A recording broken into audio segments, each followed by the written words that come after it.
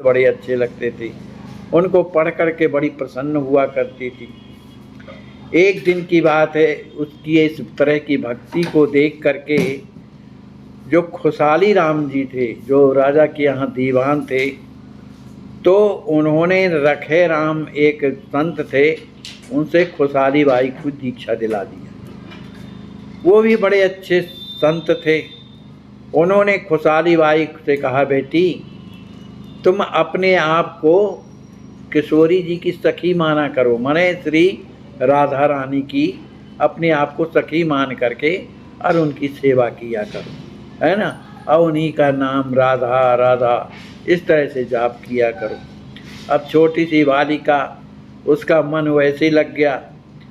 अब उसको ये लगने लगा कि हमें भी अगर कहीं राधिका जी मिल जाती तो हम उनकी सखी हैं, उनकी सेवा करती। तो उन्होंने अपने पिताजी से कहा कि पिताजी हमें राधा रानी लान दो कहीं से, माने मूर्ति के रूप में लान दो। तो पिताजी सोचने लगे, अभी तो ये छोटी सी बालिका है, ये क्या करेगी सेवा। लेकिन अब बालिका कुछ भी हो, लेकिन मन तो लगा है।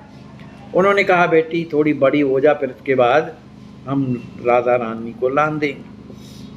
जब कुछ खुशहाली बाई बड़ी हुई, उसको वही रट लगी थी, अब पिताजी देखो ना मैं कितनी बड़ी हो गई हूँ, अब मुझसे बिना राधा रानी के रहा नहीं जाता है। वो मेरी स्वामिनी है, मैं उनकी दासी हूँ, बताओ दासी स्वामिनी के बिना कैसे रह सकती है। इस तरह का कह कर के रोने लगती थी। अब जब ये बात जब चलने लगी, तब उनके पिताजी को बड़ी माने हृदय में दुख लगा कि जब इस बालिका का रुझान अभी से भगवान में जब चलने लगा है, तो आगे जब बड़ी होगी तब ये विवाह भी नहीं करेगी, तो बिना विवाह किए कैसे रहेगी, माने इस तरह की चिंता आने लगी। तो वे खुशहाली बाई को लेकर के गुरु जी के पास जाते हैं, अखेराम जी के पास। कहते हैं, गुरु जी अब इसको समझाओ, आपने तो कह दिया है कि श्री राधा रानी की सखी है, तो ये रात दिन उन्हीं की सेवा के लिए रोती रहती है, अब आप ही कुछ कृपा करिए। तो उन्होंने कहा, बेटी तू राधा रानी की सखी है, इसमें कोई शंका नहीं, तुम उनकी सेवा भी करो, बहुत अच्छी बात है, लेकिन तुम मानसिक सेवा किया करो। मानसिक सेवा माने अपने हृदय में बढ़िया सुंदर सिंहासन बना लिया और सिंहासन में राधा रानी को पधरा लिया, उन्हीं के चरणों में बैठ गए, उन्हीं के चरणों को पकड़ करके उनकी सेवा करने लगी या कुछ भी करने लगी, इस तरह का भाव बता दिया। अब चूँकि गुरु निष्ठा उसके हृदय में थी, उन्होंने गुरु जी की बात को मान करके और इस तरह की साधना आरंभ कर दी। धीरे धीरे खुशहाली बाई जब बड़ी हुई, लेकिन उसको लगा कि मैं प्रत्यक्ष सेवा करूं तो ज़्यादा अच्छा रहे, लेकिन गुरु जी ने कहा है कि तुम मानसिक सेवा किया करो, अब मैं करूं क्या। लेकिन हृदय में उसके भावना थी कि कहीं राधा रानी की मूर्ति अगर घर में आ जाती तो मैं रात दिन उनकी सेवा करती, प्रत्यक्ष सेवा करती। तो राम सदा सेवक रुचि राखी। तो जो राजा थे सवाई प्रताप सिंह, वो भगवान के बड़े भक्त थे, तो उन्होंने एक ब्रज निधि का मंदिर बनवाया था, जिसमें ठाकुर जी अकेले बैठे थे। अब उनको लगा कि कहीं कोई ऐसा मंदिर मिल जाए जिसमें राधा रानी अकेले बैठी हों, या किसी के घर में राधा रानी बैठी हों, तो उनसे हम अपने ब्रज निधि का विवाह करके और राधा रानी को अपने मंदिर में ले आएं। यद्यपि ब्रज निधि की सेवा बड़े माने राजसी वेश के साथ होती थी, जिस तरह राजा महाराजाओं की सेवा होती है उस तरह की होती थी, लेकिन उनके अंदर ऐसा भाव आया। और भाव क्यों आया, उसका कारण ये था कि खुशहाली बाई तो कुछ कर नहीं सकती थी, पर उसके हृदय में ये भाव आया। इस कारण से खुशहाली बाई के कारण भगवान ने ये इच्छा प्रकट राजा के हृदय में की। अब चूँकि खुशहाली राम जो थे राजा के दीवान थे, तो एकांत में एक दोनों के दोनों बैठे कहने लगे कि ऐसा है। राजा बोले, सवाई प्रताप सिंह खुशहाली राम जी से, कि देखो हम चाहते हैं कि आप हमारे समधी बन जाओ। माने राधा रानी के पिताजी आप बन जाओ और ब्रज बिहारी वो हमारे है ही हैं, तो हम दोनों समधी का रिश्ता बन जाएगा। तो आप एक काम करो कि राधा रानी की बड़ी सुंदर मूर्ति ले आओ, उसकी प्राण प्रतिष्ठा अपने घर में ही कराओ। तो फिर हम बारात लेकर आएंगे, बड़े धूमधाम से विवाह होगा ब्रज निधि का, और बारात लेकर के आएंगे और विवाह करवा करके राधा रानी को लेकर के चले जाएंगे। फिर मंदिर में जो अकेले बैठे रहते हैं ब्रज निधि, अब जुगल जोड़ा बैठ जाएंगे, तो हमें बड़ी प्रसन्नता हो। अब चूंकि वो दीवान थे, उनके पास तो कोई कमी तो थी नहीं, तो सराफा बाजार में जयपुर में ही उनका बहुत बड़ा भवन था, हल्दिया भवन, आज भी है वो, बना हुआ था। उनको बड़ी प्रसन्नता हुई। अब पंडितों को बुला करके और मुहूर्त निकलवाया गया। प्रतिष्ठा तो हो गई, अब मुहूर्त निकलवाया गया विवाह का। अब जब विवाह का समय आया तो महाराज ने संपूर्ण जयपुर को दुल्हन जैसे सजवा दिया।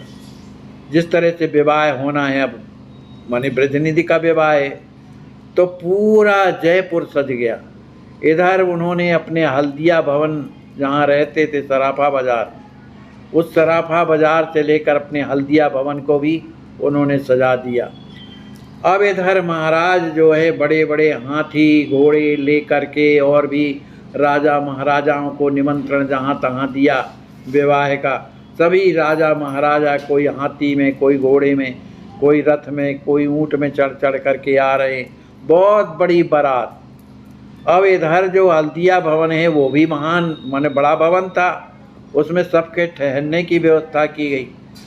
जो राजा के जो भी सत्कार के योग्य जो वस्तुएं थीं, सबका उन्होंने माने उस तरह से विधिवत अपना वहाँ पर उनका स्वागत किया। बारात ली गई। बारात लेने के बाद अनेक प्रकार के संगीत वगैरह। अब राजा महाराजाओं की बारात है, कोई साधारण थोड़ी है। नृत्य करने वाले और तमाम जयकारा करने वाले वो सब अलग अलग लगे हुए हैं। कोई भोजन बना रहा है, कोई परस रहा है, कोई दे रहा है, कोई कुछ कर रहा है। माने पूरा जयपुर एकदम बारात में शामिल। कोई घराती बना है, कोई बाराती बनाया। किसी तरह से वहाँ ब्रज महाराज की शादी हो गई राधा रानी के साथ में। जब राधा रानी की जब शादी हो करके अब जब विदाई का समय आया, तो बहुत सी वस्तुएं उन्होंने दिया राधा रानी को भेंट में।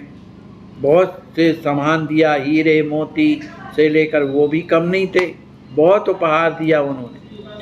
अब इधर खुशहाली बाई को ये लगा कि मेरी स्वामिनी चली जाएगी तो मैं कैसे जिंदा रहूँगी। उनके तो विवाह हुआ है, अब विदा होगी, जब वो चली जाएगी तब मैं कैसे जिंदा रहूँगी उनके बिना। तो माँ के पास जाती है, कहती है माँ, बड़े बड़े राजा महाराजाओं के यहाँ मैंने सुना है कि बेटियों को दासी दी जाती, तो ये बता राधा रानी तो आज जा रही है ना, उनकी दासी के रूप में मैं भी जाऊंगी, मुझे उनके साथ भेज दो। अब माता सोचने लगी कि बोलो ये इसके अंदर कैसा भाव उमड़ा हुआ। यद्यपि भाव सही है, लेकिन वो मंदिर में जा कर के क्या करेगी, क्या सेवा करेगी, उधर तो पुजारी लगे रहते हैं।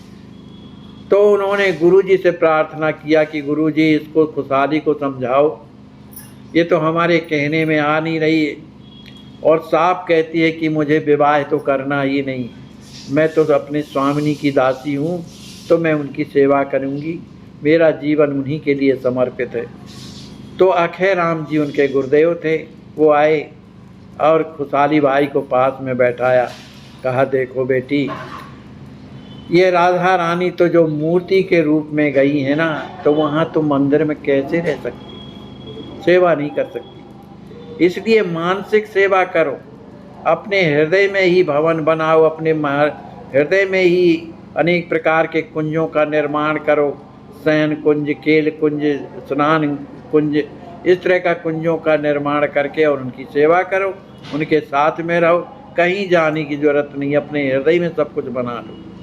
अब चूंकि वो गुरुदेव की आज्ञाकारिणी थी, उसने गुरुदेव की बात मानी वो अपना ध्यान में मन लगाया। देखो, जब प्रयास आदमी करता है भगवान की कृपा की ओर, तो भगवान भी सोचते हैं कि चलो मैं भी इसे मिलूं। अब वो निरंतर चिंतन करती थी, लेकिन कुछ समझ में नहीं आता था। धीरे धीरे उसका हृदय जो है स्वच्छ हो गया, हृदय में प्रकाश आने लगा, भगवान की दिव्य लीलाओं का दर्शन होने लगा। उसी में राधा रानी का भी दर्शन होने लगा। अब जब राधा रानी का जब दर्शन करने लगी तो उनका भी स्वरूप दिखाई देने लगा। वो राधा रानी के पाद पद्मों में बैठ जाती, उनके चरणों की कहीं नूपुर संभाल करती, कहीं उनके चरणों में माहौल लगाती, कहीं कुछ करती, इस तरह से उनकी सेवा करती। अब दासी हैं, दासी का जो काम है सब करती थी। अब उनकी ऐसी स्थिति हो गई कि उन्हें दिन रात होश नहीं रहता था, निरंतर प्रिया प्रीतम की सेवा में लगी रहती थी। कब सुबह होता है कब शाम होता है उन्हें कुछ पता नहीं। यहाँ माताजी तो घबरा गई कि न बेटी खाती है न पीती है और निरंतर रोती रहती है। वो क्या जाने कि ये प्रेम के आंसू बहते हैं, लेकिन उसे ये विश्वास था कि जब भगवान में राधा रानी की सेवा में है तो इसका बुरा नहीं होगा। एक दिन की बात है कि लीला में उसे होली की लीला का दर्शन हुआ, और जब होली की लीला में दर्शन हुआ तो श्याम सुंदर ने देखा कि ये जो नई नवेली सखी आई है, चलो इसी से हम कुछ ना कुछ मने इनसे हंसी विनोद करें। तो उन्होंने एक सेंट की शीशी ली और पूरे उनके बालों में डाल दिया। अब वो जब बालों में डाल दिया, ये दिव्य देश की बात है, लेकिन वो अपने घर में रह कर के मानसिक सेवा करती थी। अब वो पूरा हल्दिया भवन इतना गमगमा गया कि ऐसी सुगंधी तो कहीं इत्र में होती ही नहीं है, पूरा घर गमगमा गया। माता ने सोचा कि ये सुगंधी कहाँ से आ रही है, तो आ कर के देखा तो खुशहाली बाई के नेत्रों से आंसू बह रहे थे और उसके केसों में वही इत्र की सुगंधी आ रही थी। उसको समझने में देरी नहीं लगी, ये तो राधा रानी की कृपा है। जब कुछ होश आया, पूछा बेटी ये सुगंधी कहाँ की है? उसने छुपा लिया, अरे माँ कहीं कोई सुगंधी नहीं। कहा नहीं बेटी, आकर उस बात को छिपा लिया। लेकिन भगवान जिसे उजागर करना चाहे, भजन करे पाताल में प्रगट होत आकाश, दावी दूबी ना दबे कस्तूरी की बात। भगवान जिसे उजागर करना चाहते हैं, कौन ऐसा है कि छुपा सकता है? दूसरे के दिन की लीला में भगवान ने क्या किया कि वही रंग की लीला थी, होली की लीला थी। भगवान ने गुलाल लिया और खुशहाली बाई का पूरा मुँह ही रंग दिया बिल्कुल गुलाल से। अब वो भी भगवान को पकड़ कर उनके भी मुख में गुलाल मसल दिया। इस तरह की लीला में क्या है, पूरा तन बदन एकदम रंगीन हो गया, लाल हो गया। इतने में माता जी किसी काम से आई, अरे बेटी ये गुलाल तेरे मुँह में कहाँ से लग गया? अरे कहा माता जी, कहा तुम पड़ी रहती हो, मुझे कहाँ मालूम कहाँ का गुलाल? कहा देख ना तेरे मुख में लगा हुआ है।